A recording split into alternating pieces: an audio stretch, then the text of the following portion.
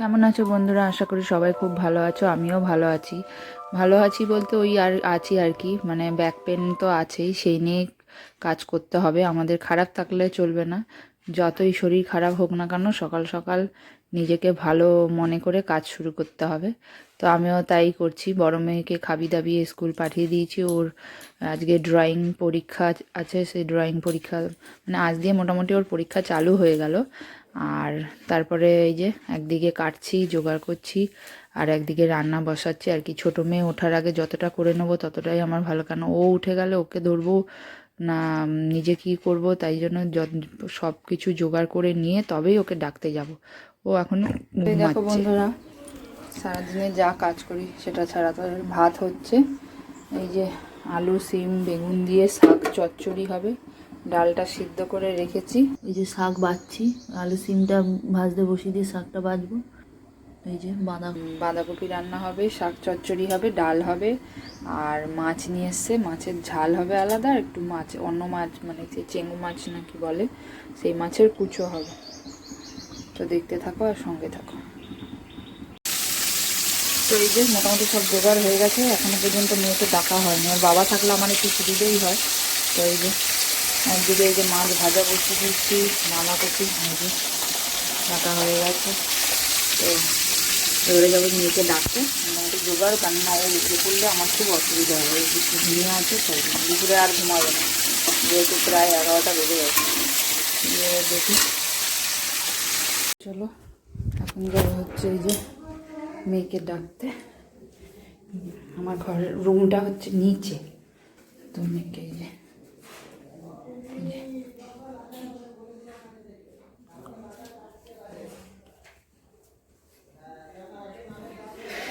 আগেকার দিনের ঘর কেমন অন্ধকার।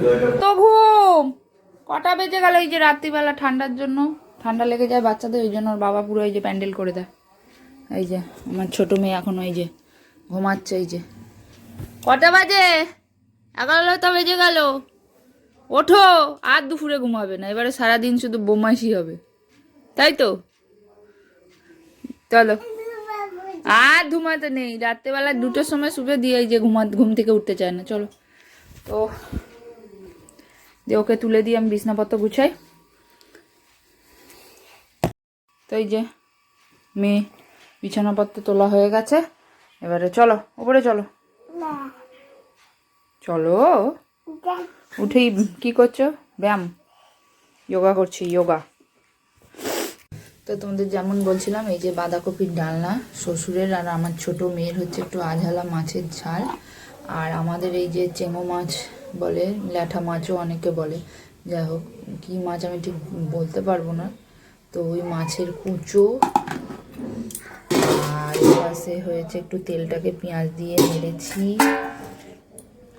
আর এটা হচ্ছে এই যে শাক চচ্চড়ি, আর এর পাশে হচ্ছে ডাল। তো ব্যাস, এইটুকুনি রান্না, এবেলা এটুকুনি হয়েছে। সেবেলা আবার শ্বশুরের রুটি তরকারি হবে, তো এবেলার জন্য এটুকুনি। এই যে রান্না হওয়ার পর এই যে মেয়েকে খাওয়াতে বসেছি, বলছি দে একটু ভিডিও করি, তো কাঁদছে। এই যে সবাই খাচ্ছে, আমি ওকে খাওয়াচ্ছি, আমার খাওয়া হয়েই এসছে, ও খাচ্ছে,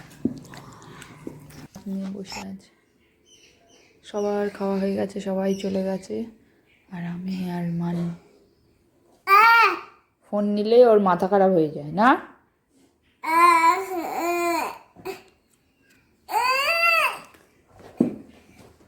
আমরা ভাত খেয়ে নিচে চলে এসেছি, খাচ্ছি এখন কি লেবু, হ্যাঁ কমলা লেবু খাচ্ছি। তো দেখা হবে একটি ব্লগে। ব্লগটা যদি তোমাদের ভালো লেগে থাকে তাহলে